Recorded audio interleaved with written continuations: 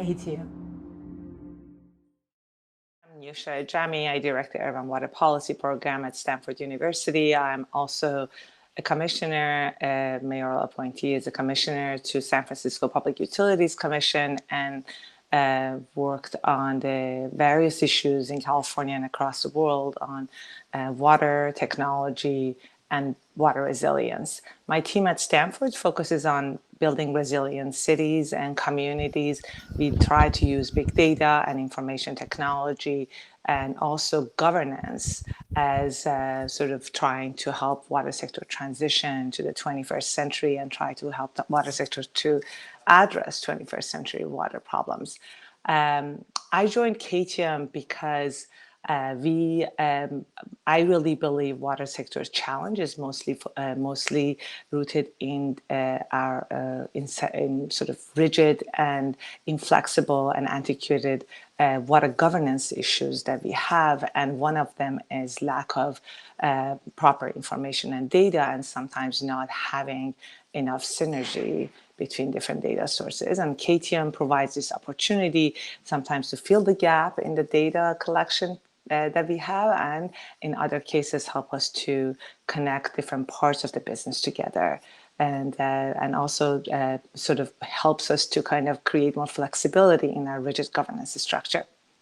Willingness to change and sort of the vision for change is extremely important when it comes to digital transformation. You can have a lot of different technologies, as Dragan said, but not necessarily have visionaries who are willing to incorporate them into their existing platform. The second thing is I believe that we actually have to switch to look at data and data analytics as a part of our infrastructure portfolio rather than the sort of like a sort of operational tool. Because in a way, it informs how we make decisions about infrastructure. And often they're at the bottom of investment, because as things are working, we don't want to touch them. And that leads to the fact that that was brought up earlier as well, which is we can have tons of data if we don't have the right information technology and tools. They mean nothing. We have a lot of utilities that have smart meters, but they can't even use those smart meters. They're not even billing their customers with the smart meter data, just because it's just so much data and they don't know what to do with it. So I think that's, and then that leads to change, hopefully, in the governance of our system. If we have a better if we know how to use this data and information, then we can do a better job of, figuring out what kind of infrastructure do we need, what kind of technology do we need to incorporate in the system, how can we do this transition without necessarily compromising, which then leads to the cybersecurity, which is also very important, and often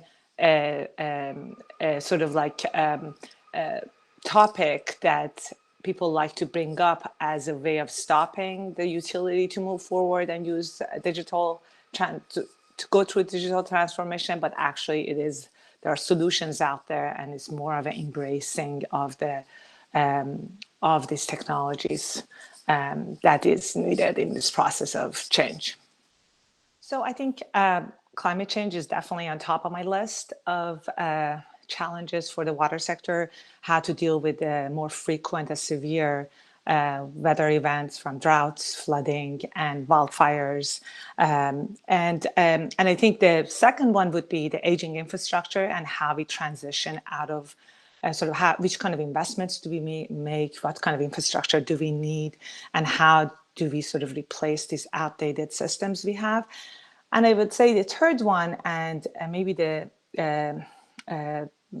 one of the most important one, in my opinion, is how are we going to integrate distributed water systems within our existing infrastructure network, and how can we actually seamlessly manage and operate these two systems together, distributed and centralized systems, without necessarily causing any operational problem.